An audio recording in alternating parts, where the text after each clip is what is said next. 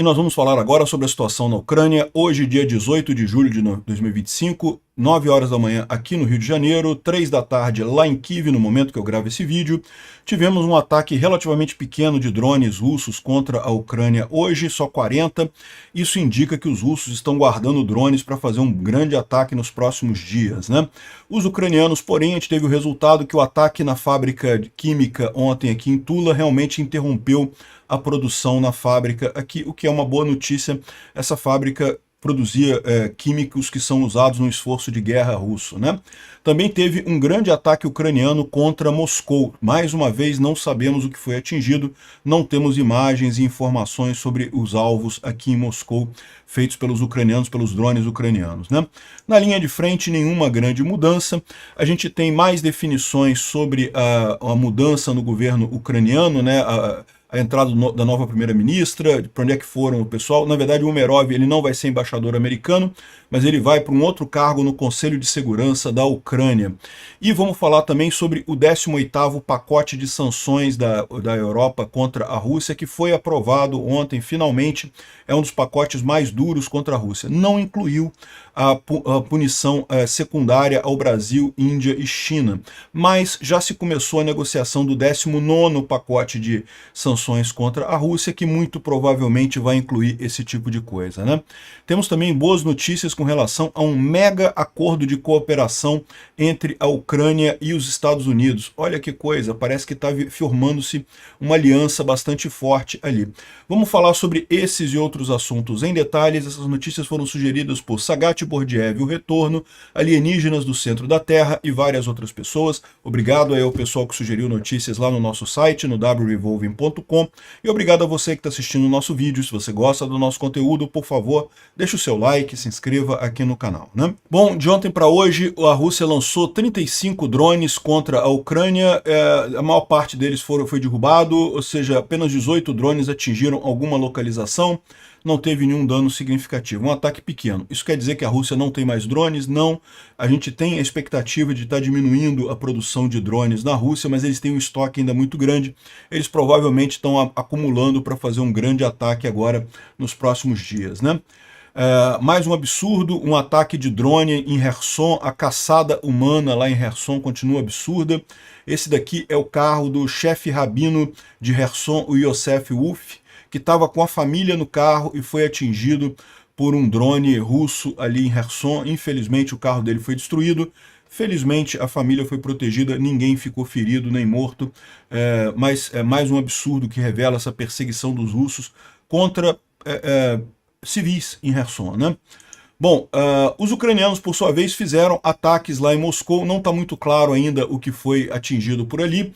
Teve explosões em Dzerzhinsky, Nizhny Novgorod e também em Moscou. Vários casos de explosões e drones, mas não dá para ver nada. Só dá para ouvir o barulho do drone.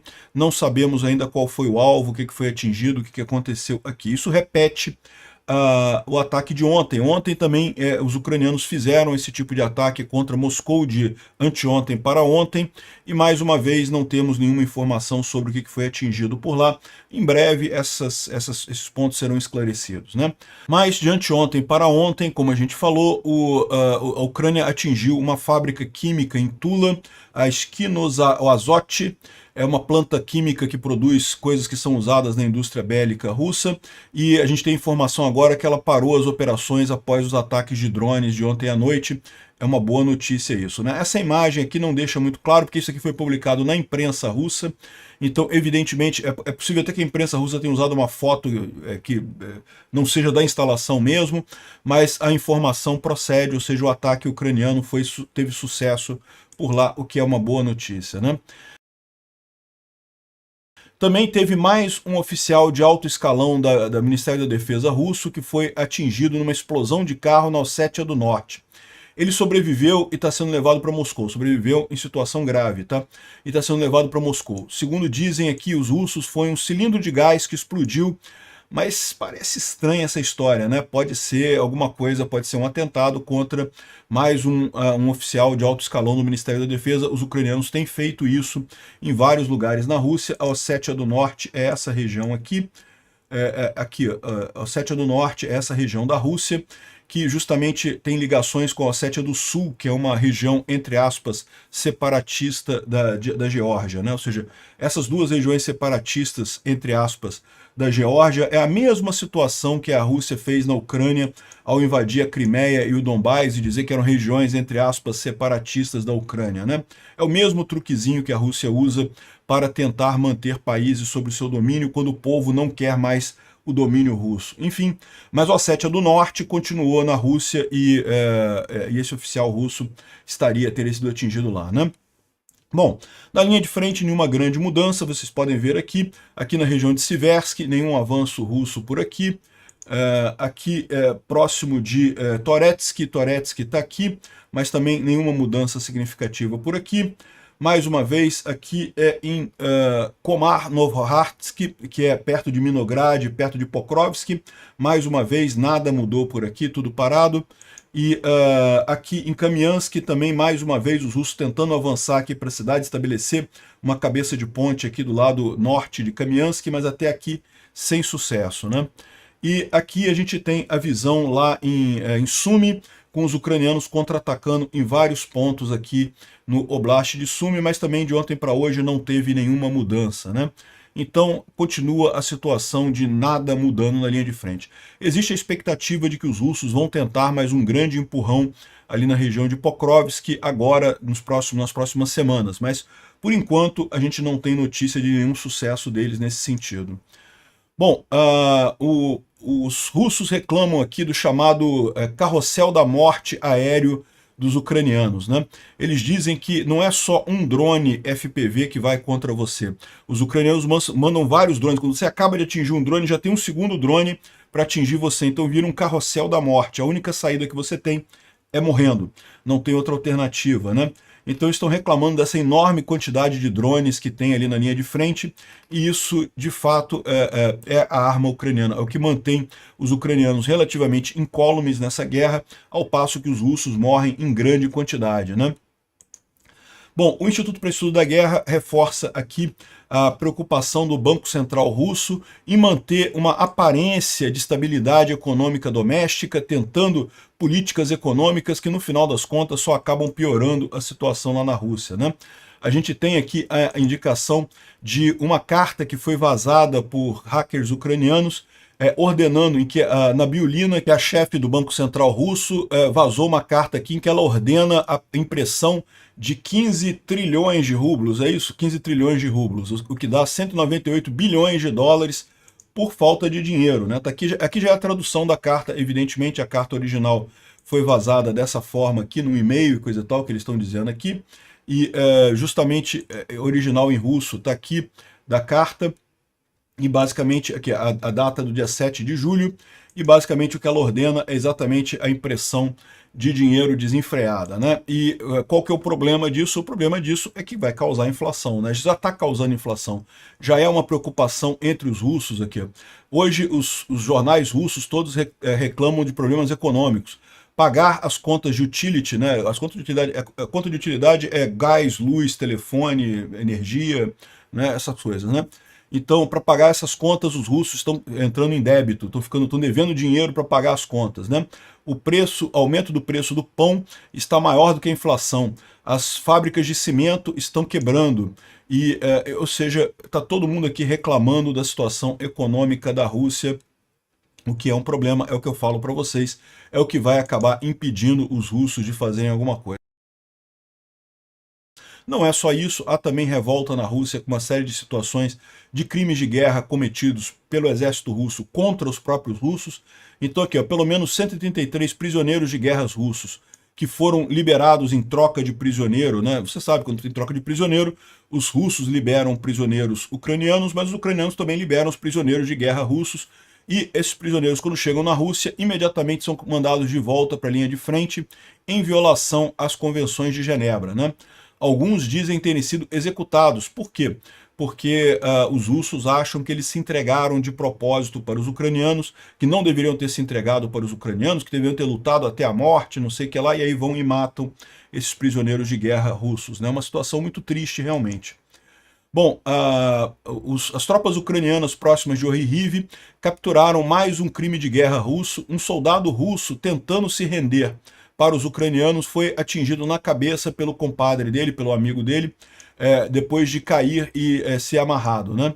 Então, tem a imagem rolando pela internet. Então, eu não vou botar a imagem aqui, porque é muito brutal, mas tem a imagem do pessoal atirando na cabeça do russo que queria se render para os ucranianos, justamente porque os russos não querem isso daqui, querem que todo mundo morra tentando avançar, né? É lógico, além dos crimes de guerra que os russos cometem contra os próprios russos, também tem crime de guerra dos russos contra o ucraniano, né? Um doutor da Mordóvia, Mordóvia é uma região da Rússia, que torturava prisioneiros de guerra ucranianos, foi descoberta a identidade dele, né? É o Ilya Sorokin, de 34 anos, que é um empregado da Unidade Médica 13 e usava choques e não sei o que lá e coisa e tal. Ou seja, tem essa investigação toda que os ucranianos fazem, é porque vai ter um tribunal no final dessa guerra, né? O pessoal vai acabar, tá aqui as informações dele, o rapaz está aqui, foi identificado como sendo o responsável pela tortura de prisioneiros ucranianos. Certamente no tribunal que vai haver depois dessa guerra, ele vai ser condenado e vai pagar por isso, né? Bom, o Orbán, uma das cadelinhas do Putin, né, ainda falou aqui ó, que precisamos de um cessar-fogo, então precisamos definir o que é a Ucrânia, qual que é a sua fronteira, qual que é a sua população. Como no momento agora ninguém sabe qual é o que a Ucrânia é. O Orbán, quando teve a independência da Ucrânia, foi reconhecida por todos os países, inclusive pela Hungria, inclusive pela Rússia. A fronteira de 91 é a Ucrânia. O povo da Ucrânia é quem mora na fronteira da Ucrânia. O Orbán está desesperado desse jeito porque ele precisa muito da ajuda do Putin para tentar ganhar as eleições lá na Hungria, que ele está perdendo. Só que ele não está percebendo que essa ajuda que o Putin poderia dar para ele já está falhando. Justamente a proximidade dele com o Putin está fazendo ele perder essa eleição por lá, né?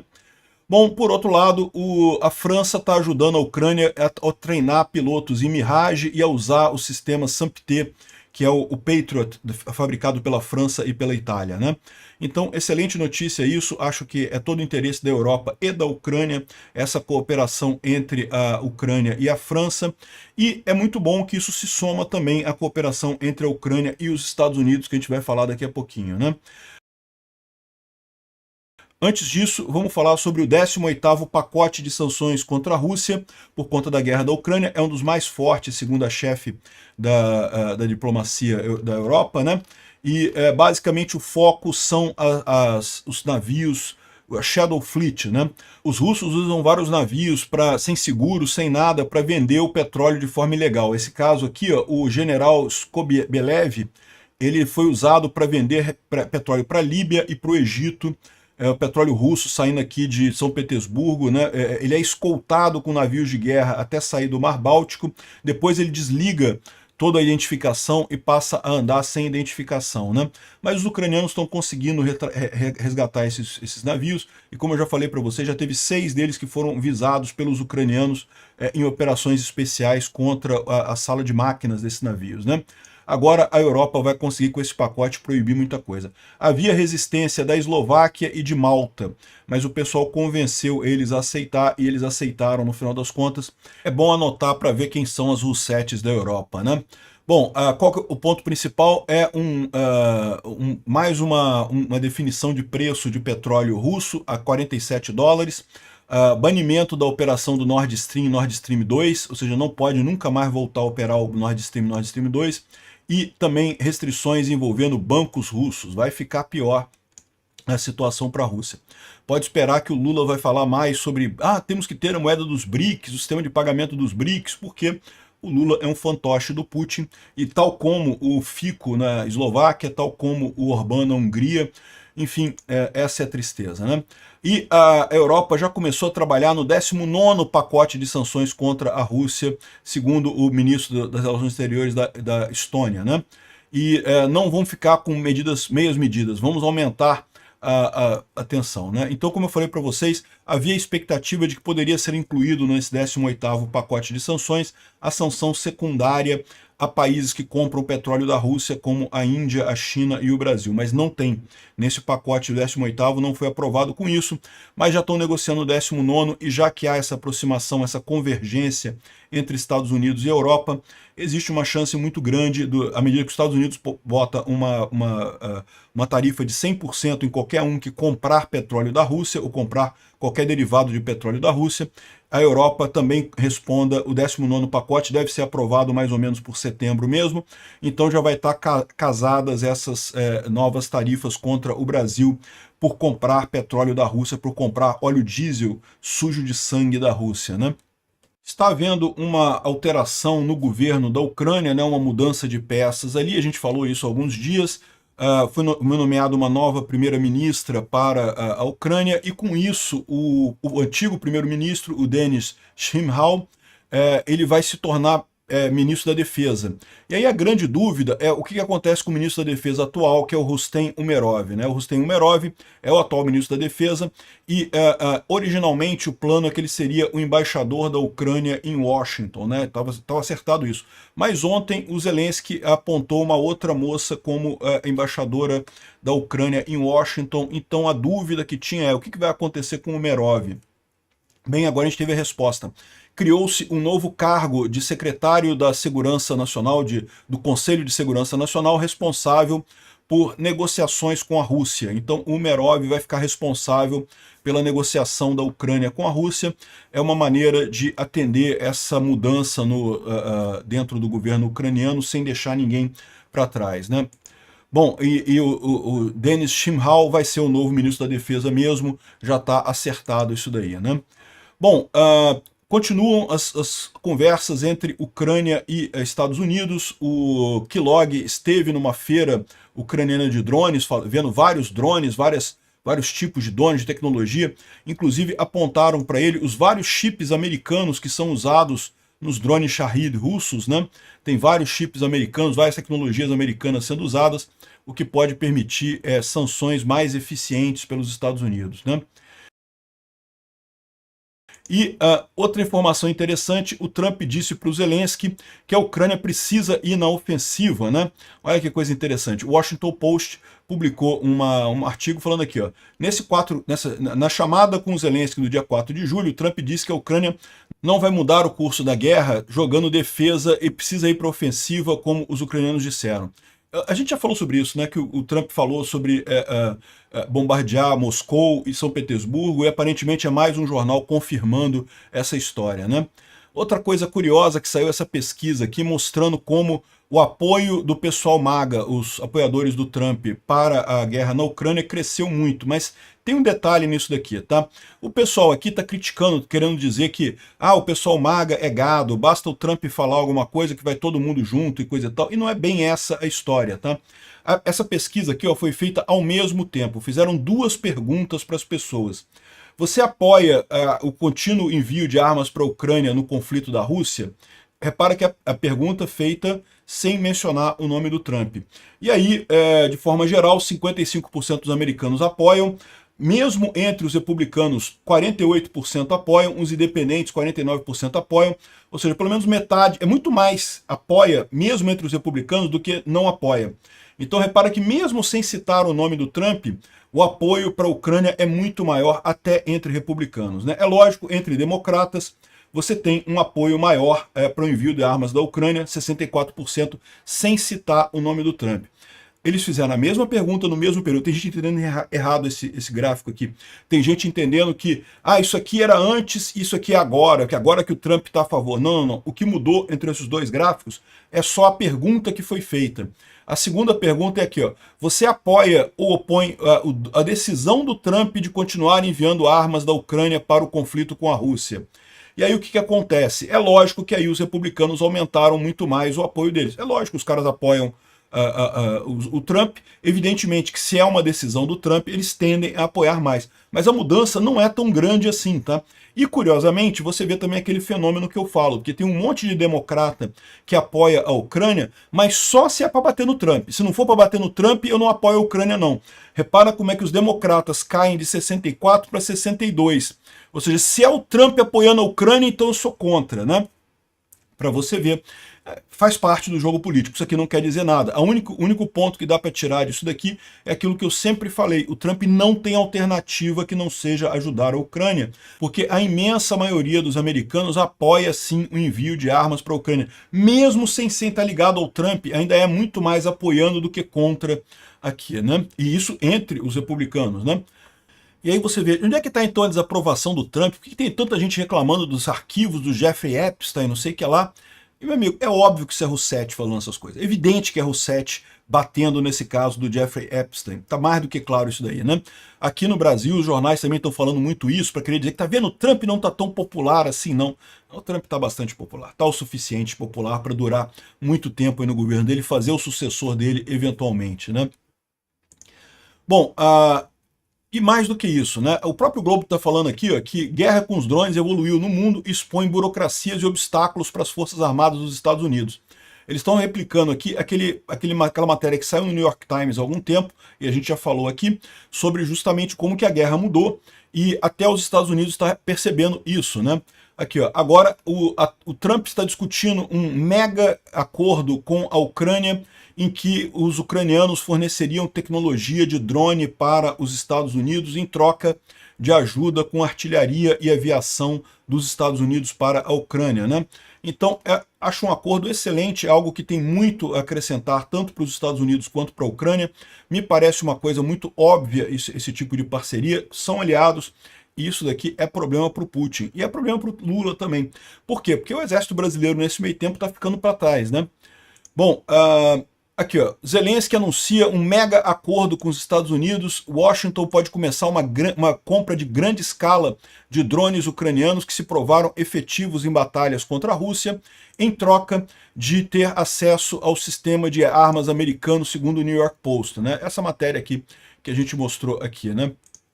Ou seja, os detalhes ainda não foram liberados, mas o foco é em armas provadas em combate dos ucranianos para os Estados Unidos. Então, ou seja, está se fortalecendo essa parceria, é uma coisa muito positiva. Bom, empresas de defesa estrangeira podem testar armas na Ucrânia, então também a Ucrânia está se tornando um grande laboratório de teste de armas justamente para serem usadas contra os russos. Isso tem duas coisas positivas. Primeiro, que destrói a imagem de russos como grandes produtores de armas. Todo mundo sabe agora que os russos são péssimos produtores bélicos, né? E, lógico, ajuda a Ucrânia na guerra, né? A Rússia diz que não vai aceitar ameaças de Trump sobre cessar fogo na Ucrânia. Pois é, igual o Lula, né? Falando igualzinho o Lula, o Putin, né? Quem imaginaria que os dois são gêmeos separados no parto, né?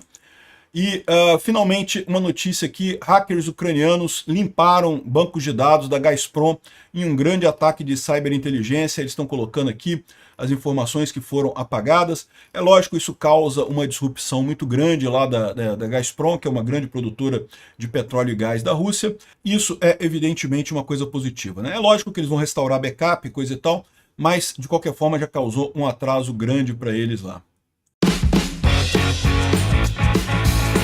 Obrigado por assistir o vídeo até o final. Se gostou do conteúdo, não esqueça de deixar o seu like, isso ajuda o canal a crescer e a chegar para mais gente.